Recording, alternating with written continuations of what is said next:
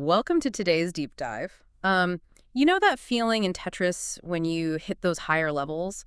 The music speeds up, blocks are falling way faster than your brain can process, and, well, panic sets in. Right. Yeah. A crash is mathematically inevitable at that point. Exactly. And that feeling is what we're digging into today. We're looking at this practical mindfulness guide, and it was originally designed for healthcare professionals navigating extreme stress. Yeah. People who are dealing with crises piling up, heart rate spiking, they're managing an overwhelming influx of demands. Right. And the mission for you, the listener, today is to walk away with a realistic framework from this guide, something for acknowledging difficult realities and adapting wisely, rather than just fighting the unchangeable or giving up entirely. Because that natural instinct is to try to pause the game, right? To stop the blocks from falling. But you just can't. Okay, let's unpack this. The guide uses this Tetris analogy, and life's unexpected challenges are exactly like those falling blocks. Some are manageable, some are super awkward, and sometimes they just fall way too fast. Yeah, it's the perfect simulation of a high-stakes environment. But if life is Tetris, are we just trying to clear the board, or are we just trying to survive until the screen fills up? Well, what's fascinating here is that the goal isn't to stop the blocks from falling. I mean, that's impossible, right? The true goal is learning to respond wisely to the blocks that do actually come. So since we can't stop the blocks, what is our emergency protocol? So the text introduces this cognitive protocol called AAM. And the acronym has this really clever origin. AAM is famously known in Malaysia as their roadside breakdown What, service. like their version of AAA? Exactly. The rule in the guide is, if your car breaks down, you call AAM. But if your mind breaks down, you call AM2. Here's where it gets really interesting. Let's look at those first two letters. It stands for accept and adjust. Right. Accept and adjust. But I have to push back a little here. Does accept mean we just surrender and let the blocks crush us? Like in a high-pressure job that feels dangerously close to complacency? Oh, no. Absolutely not. It's a really crucial distinction.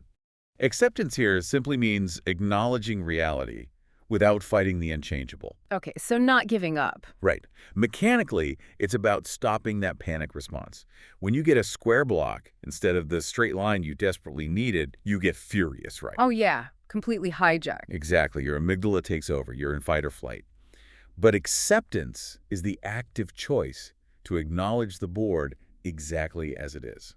Just reading the board in front of you. Yes, and that shifts your brain activity back to your logical problem-solving center. And once accepted, we adjust. We adapt our expectations, maybe we slow down, or we ask for help. So you stop the panic mashing and you place the awkward block as best you can. But, I mean, the game is still going. Always.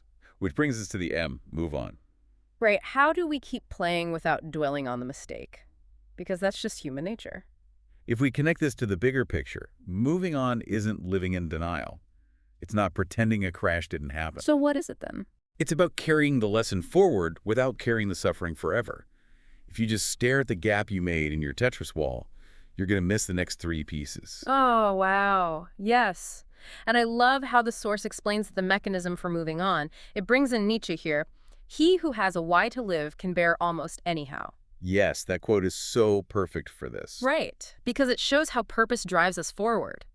If your why is saving lives or providing for your family, that purpose acts as an anchor. It pulls you away from the frustration of a single block. Exactly. It snaps your focus back to the overall objective. Moving on becomes a strategic choice, not just passive resignation. So what does this all mean? Basically, you can't control the Tetris blocks of life. They're going to keep falling, but you can accept, adjust, and move on. You shift from reacting blindly to the chaos to responding with actual intention. Yeah, exactly. So to wrap up, think about the fast-falling blocks in your own life right now. If AAM is your mental roadside assistance, what specific spare tires or tools are sitting in your own mental trunk right now, just waiting to be pulled out the next time you need to make an adjustment?